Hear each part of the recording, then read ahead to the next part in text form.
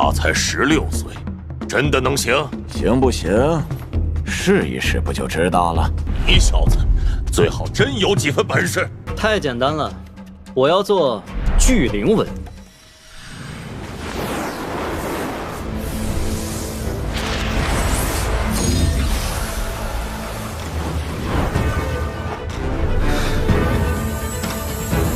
传说中的五龙神闪，他居然会这种神术！巨灵阵，赢！葛长老，你还满意吗？ Kembali lagi bersama Bang Jago. Seperti biasa, Mimin selalu mendoakan kalian semoga selalu dalam keadaan sehat dan dalam kondisi terbaik. Di video kali ini, Mimin akan melanjutkan Donghua Sword of Ten. Tak berlama-lama langsung saja kita masuk ke isi ceritanya.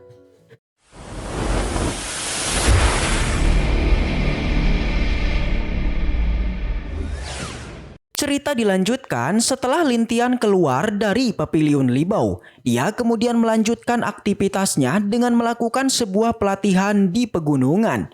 Selain melatih kemahirannya dalam hal formasi, Lin Tian juga selalu mengasah tentang ilmu bela dirinya. Ia kali ini melatih teknik pedang legendaris dengan menggunakan pedang kuno miliknya.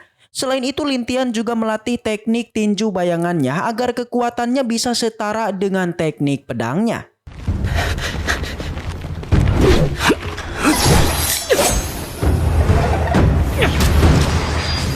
Alhasil pelatihannya kali ini ternyata Lin Tian berhasil melakukan terobosan menjadi ranah penempaan tubuh di tingkat 6.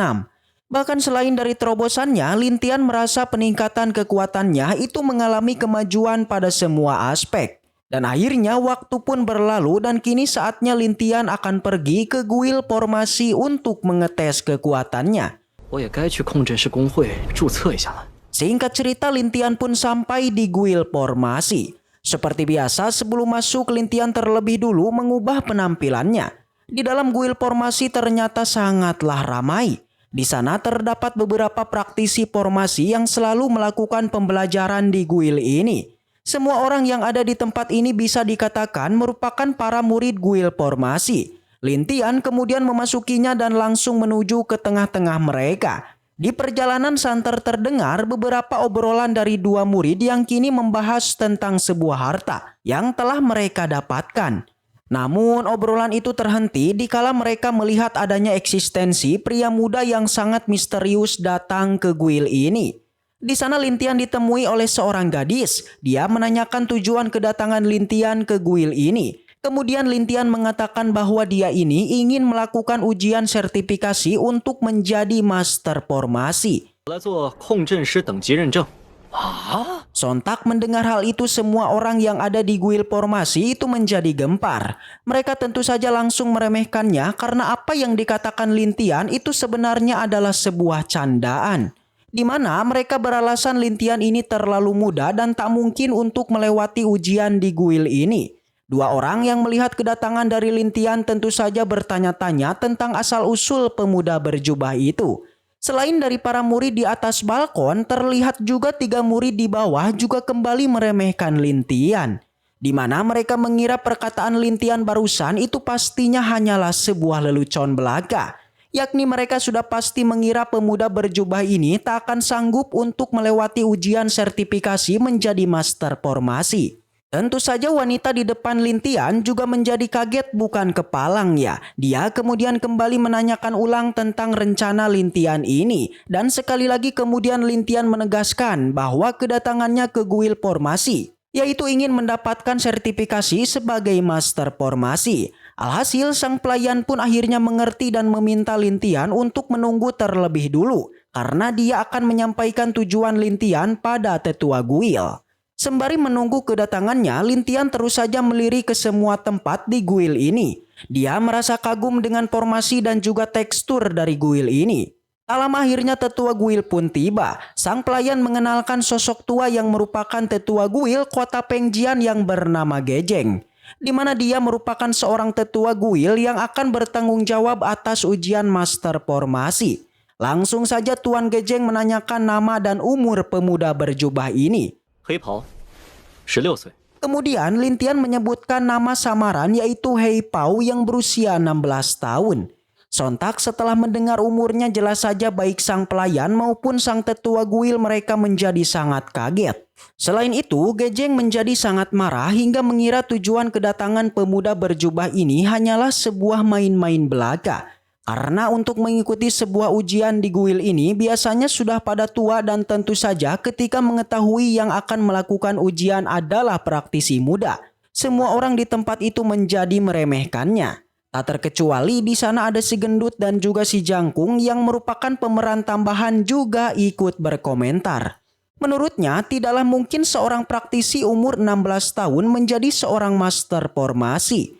Si jangkung mengatakan bahwa pemuda berjubah itu tengah bermimpi dan langsung menyuruhnya untuk segera pulang. Namun mendengar semua itu, Lintian tidaklah menyerah dan kembali mengatakan tujuan kedatangannya yaitu untuk melakukan sertifikasi dan bukan untuk membuat masalah. Tapi tetua guil masih saja enggan menanggapinya dan meminta kepada Xiao Pei untuk segera mengusirnya. 阁长老，我确实是来认证的。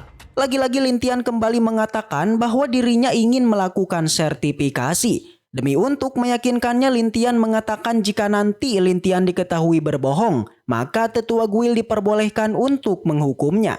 Tapi tetap saja Tuan Gejeng tidaklah memperdulikannya dan langsung mengusirnya. 先生，不好意思，戈大人他…… Alhasil karena seperti itu Lintian pun kemudian pergi dari guil tersebut.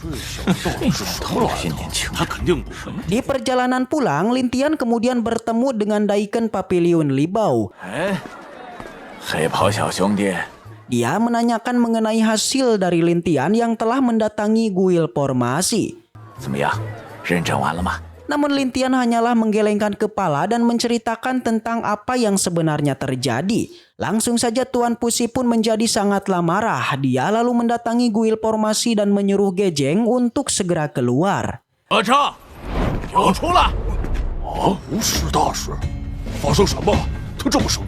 Jelas saja situasi semacam ini membuat semua orang menjadi penasaran tentang apa yang sebenarnya terjadi hingga membuat Tuan Pusi terlihat begitu sangat marah. Tak menunggu waktu lama, tetua guil kemudian keluar dan mendapati adanya Tuan Pusi bersama Lintian masuk ke dalam guil formasinya. Semua orang menyangka bahwa situasi ini pastilah disebabkan oleh pria berjubah ini.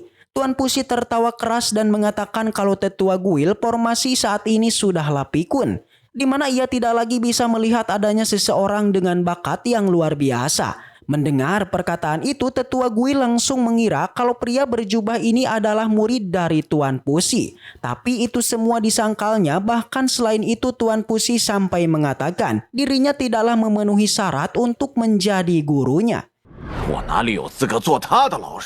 Karena seperti itu, tetua guil kemudian kembali menemui Lintian yang tentunya ia menjadi sangat penasaran.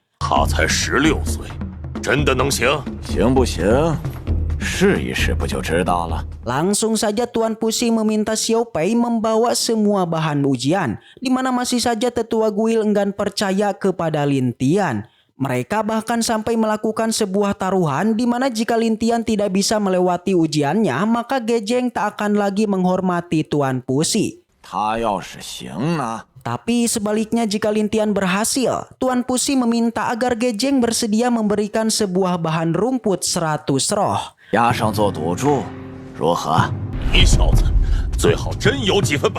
Akhirnya keduanya pun sepakat dan ujian pun dimulai. Tetua guil mengatakan mengenai aturan dari ujian master formasi, yakni jika Lintian berhasil membuat sebuah pola bela diri gabungan dalam waktu 1 jam saja, maka Lintian sudah dianggap lulus ujiannya. Tapi apa yang terjadi? Lintian dengan pedenya ia mengatakan tak akan membuat pola yang disebut oleh Tuan Gejeng. Melainkan dia akan membuat sebuah pola di atasnya, yaitu sebuah pola pengumpul roh. Sontak sekali hal itu membuat semua orang terkejut karena pola yang disebutkan Lintian sebenarnya sangatlah sulit untuk disempurnakan. Bahkan Tuan Gejeng sekalipun yang notabene master tingkat 2 jelas saja sangatlah kesulitan. Dan akhirnya tak berlama-lama lagi Lintian pun langsung beraksi. Awalnya Tuan Gejeng masih saja merasa kesal dan menganggap Lintian pastilah akan gagal. Tapi tiba-tiba ia menjadi kaget bukan kepalang karena metode yang diperlihatkan Lintian sebenarnya adalah metode Master Naga yang legendaris.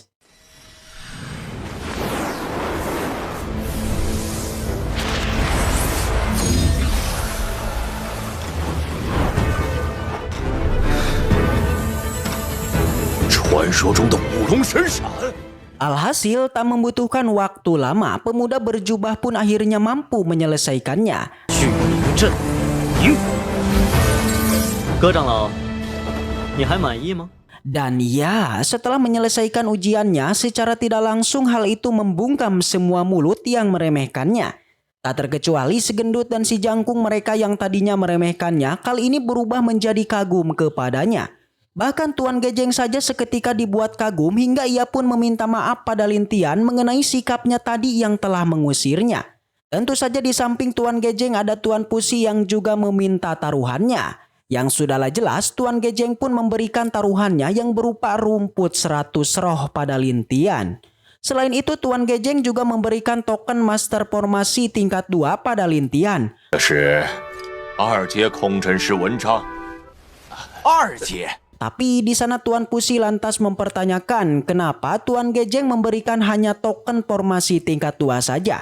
Yang ternyata Tuan Gejeng tak bisa memberikan token identitas di atas dari tingkat 2. Karena guild formasi di kota Pengsian hanyalah cabang dari guild formasi pusat. 实在抱歉。 Jadinya Tuan Gejeng meminta Lintian untuk melakukan sertifikasi ulang di kota Kekaisaran. Dan akhirnya ujian telah selesai, saatnya Lintian pun pamit dan pergi dari tempat ini. Namun di saat itu tiba-tiba terdengar suara orang yang meminta tolong. Lalu siapakah dia? Karena ceritanya sudah selesai, maka kita langsung aja bahas cerita di episode selanjutnya. Dari cuplikan untuk episode selanjutnya bisa dilihat kalau di sana kedatangan seorang tetua kekaisaran yang mendatangi guild formasi untuk meminta tolong menyembuhkan seseorang. Tapi di sana tak ada yang sanggup untuk mengobatinya kecuali pria berjubah yang menyanggupinya. Lintian mengatakan bahwa dia bisa menyembuhkannya, tapi Lintian meminta agar prosesi pengobatannya tidak boleh dilihat oleh siapapun dan mengharuskan meninggalkan antara dirinya dan juga si pasien saja. Sontak saja seorang tuan muda merasa keberatan karena ia tak percaya dengan pria berjubah yang terlihat mencurigakan.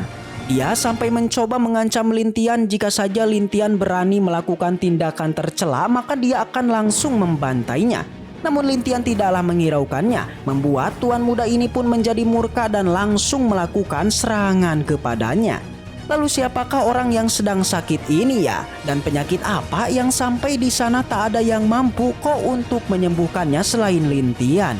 Jika penasaran maka kita tunggu aja di episode selanjutnya yang akan Mimin upload di Sabtu depan ya. Baiklah, mungkin segitu aja untuk pembahasan kali ini. Dan semoga kita selalu diberikan kesehatan untuk bisa mengawal Donghua ini. Dan sampai jumpa di video selanjutnya. See you next time, and seperti biasa, salam para jagoan.